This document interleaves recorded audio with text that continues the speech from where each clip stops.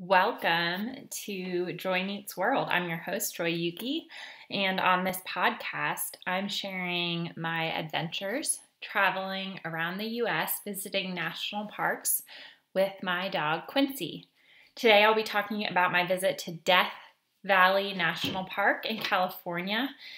It was made a national monument in 1933, and then it was upgraded, I guess you would call it, to a national park in 1994.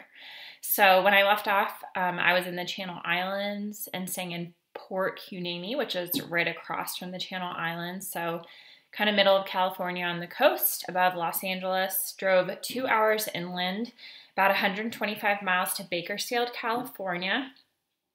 Bakersfield isn't near any parks, but it is central to a couple of parks that are kind of scattered across central western California. So it was kind of my headquarters as I visited a couple of different parks, including Death Valley National Parks. What was cool about Bakersfield is that it is basically the home of all of the oranges in the US and the clementines and the almonds. So for miles and miles and miles around Bakersfield, everywhere you drive, there are orange groves or clementine groves and almond trees.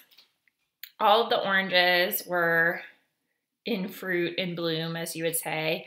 Some, were in various stages of growth, teeny tiny little oranges or big ones or clementines. So that was really neat to see. Some of the almond trees were in bloom, and to me they looked like cherry blossom trees.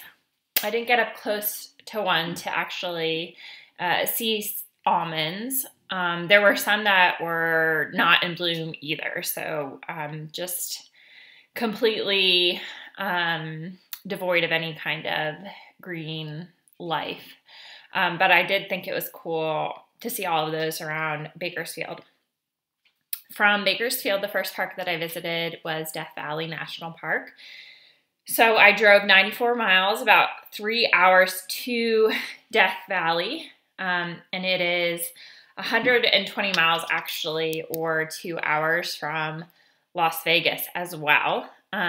Just the way that I routed my trip. I didn't go to Las Vegas, and so I didn't take that route, but it's definitely a route you can take. There are plenty of kind of tours and planned trips that you can take from Las Vegas. So it's called Death Valley because a group of pioneers got lost there in the winter of kind of 1849 to 1850. Only one person died that historians can tell, but the group of pioneers basically were lost, and they thought that the valley would be their grave. They did get rescued by just two of their scouts were able to find a way out, and so they climbed out of the valley over the Panama Mountains. And just one of the pioneers, as they were leaving, kind of named it Death Valley because they thought they were going to die there. So I thought that was a pretty interesting history. The park is 140 miles long. To get there, it's really just a bunch of back roads through the desert. You're by yourself most of the time, those 3 hours on the roads. There is nothing out there. Death Valley, one of the most well-known parts of Death Valley is its salt flat, the Badwater Salt Flat. But really, for the last hour getting to Death Valley, all around it are salt flats. And they just look like, it just looks like a 1/4 inch of snow on the ground, except it's salt. So it's kind of interesting to see, hard to wrap your mind around that it's just a layer of salt on the ground. Tons of kind of processing plants as well for that salt, just to process it into usable salt products. So that was about the last hour of the drive to Death Valley. were the salt flats. The entrance was kind of confusing. So again, you're just going down this back road, and all of a sudden there's a sign for the national park, and then it's basically a dead-end road, and you can go left or right, but there's no signs about which way to go to the visitor center. At that point, like many of the national parks, you don't get cellular service, so you can't use your GPS. And so I just took a guess to go right. I didn't want to go left towards what was called Panama Springs, which I didn't get to see this trip. So I knew that left was the springs, and right, I just assumed would be the national park. But typically when you get to a national park, right at the entrance or, within a quarter mile of the entrance, you have to pay the entrance fee. And there's a little drive-through kiosk with a park ranger. And I show them my parks pass, or you can pay the fee, in cash or credit card. And there was none of that. And I guess that's just what it means for parks that are open 24/7, that parts of it you can drive through whenever you want. Now, I drove about 25 miles into the park. You have to go over this mountain. And once you get over the mountain, there's like a little kind of touristy part, kind of a general store and a restaurant and a campground on part of a salt flat. And then there is an entrance station, but it's not a drive-through one, which I haven't experienced so far. So you just park your car and walk up to a ranger station and pay the fee there, and they'll give you like a little parking pass that you just display in your car. So the manual check-in was a little bit different, but there wasn't any really clear signs in any of this. So it was kind of like you were guessing and following what other people were doing. What I mainly went to see in Death Valley is what's called Artist Palette. So I had to drive another 25 miles inside the park to a one-way loop road. And on Artist Palette, there is a spot that you stop, and it's this hillside, kind of mini mountain, I guess you would call it. And the only way I can put it is that it looks like the color of sherbet. It's these pinks and greens and blues, and the photos really don't do it justice, but it's basically these rainbow colors on these hills, and it's all from this, volcanic deposits that make up the hillside. They're just the minerals that are in them cause the hillsides to be different colors, and it looks really, really cool. And honestly, all of the hills around that area in the Artist Palette area are like these bluish, kind of greenish, reddish tones.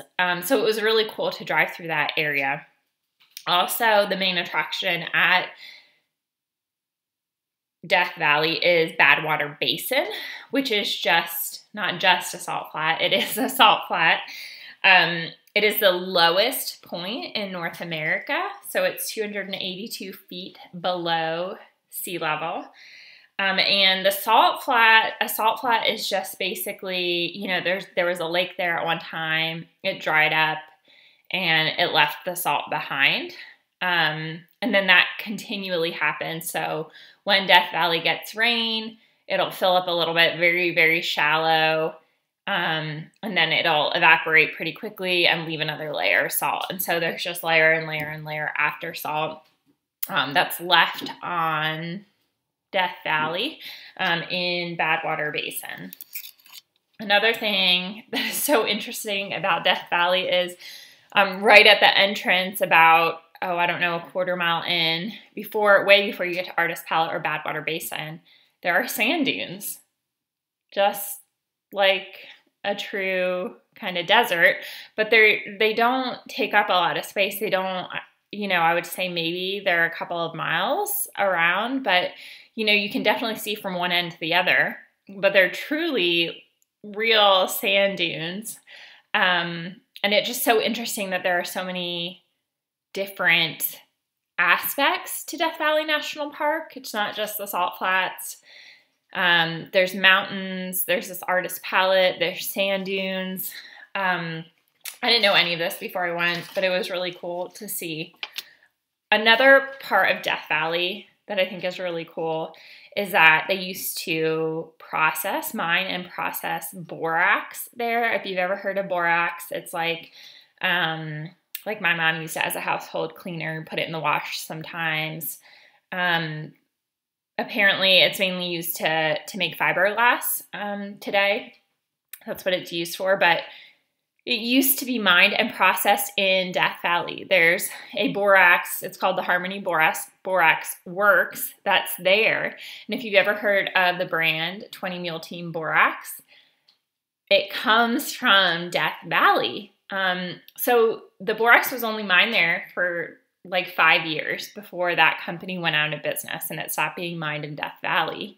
But during those 5 years, the promotional campaign around that specific borax site and how they used a 20 mule team to take the borax out of Death Valley, and that was the most efficient way to do it. Like the marketing and promotion was so strong those 5 years that now it's like a brand name, and it has been until today, the 20 Mule Team Borax. So it was, it's such a cool story and just interesting to know that that's where that name came from and that history came from. Another cool thing about Death Valley is that some of the Star Wars movies were filmed there. So basically the scenes from Tatooine and a couple of the movies were filmed in Death Valley, which makes a lot of sense when you see it because it does look like another planet. It just looks like the remotest place in the world. And it makes sense that they would have filmed those Star Wars scenes there. So if you're wondering what it looks like, just watch those parts of the Star Wars movies. The parts I didn't get to visit, but would definitely recommend and would want to do next time if I came to Death Valley, was the Panama Springs, which is, again, you have to drive outside the park.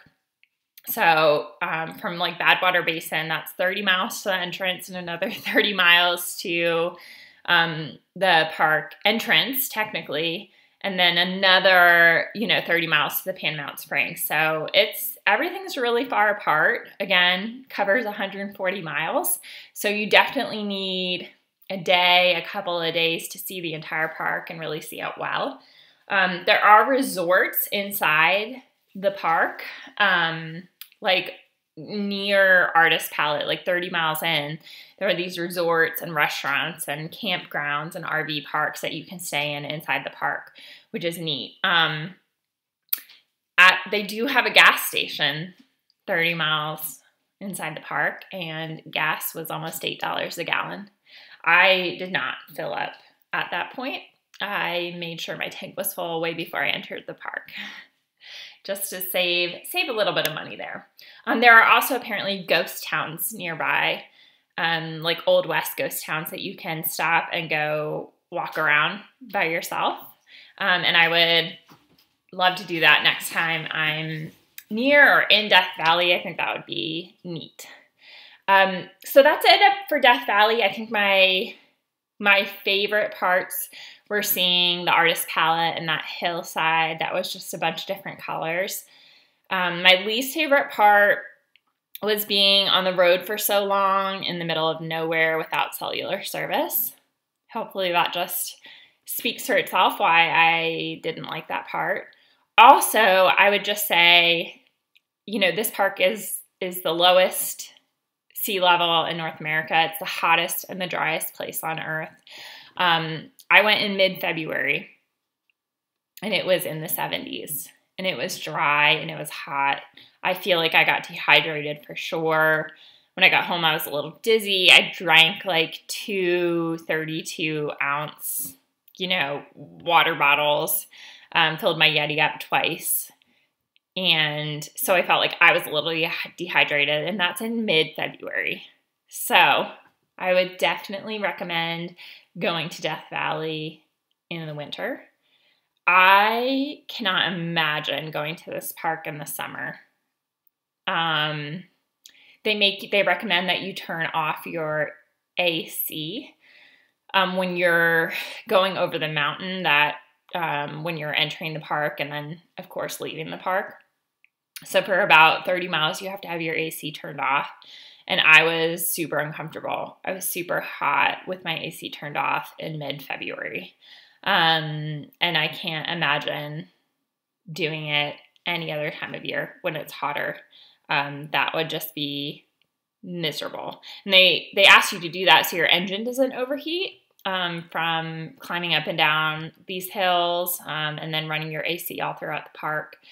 So I understand why they ask you to do it, but I just can't imagine going to this park at any time of the year except in the winter. So that's my recommendation. That is it for Death Valley. If you have any questions, you can follow me on Instagram and leave a comment in one of my reels or the reel for Death Valley. You can always watch this podcast on YouTube. Just find me, Joy Yugi, and you'll see a National Parks playlist if you prefer to watch rather than listen. Would love if you would subscribe to this podcast and rate it and review it. Just let me know how I'm doing. Thank you so much for listening. Until next time, I wish you happy travels wherever life is taking you.